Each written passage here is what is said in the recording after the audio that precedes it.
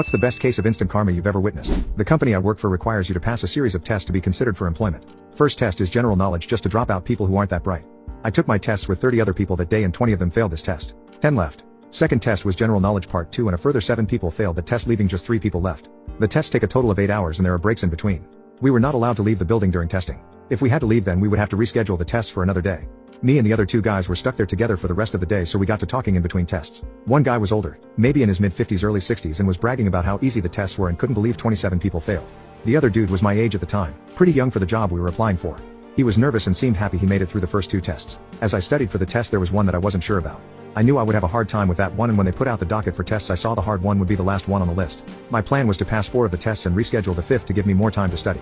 All 3 of us passed the 3rd test and I had to listen to the old man gloat about how easy it was when the young guy and myself lamented it was harder than we thought. The young man said he knew all the math parts but the theory and hardware parts would be the most difficult for him. I said the math would be hard for me, but I was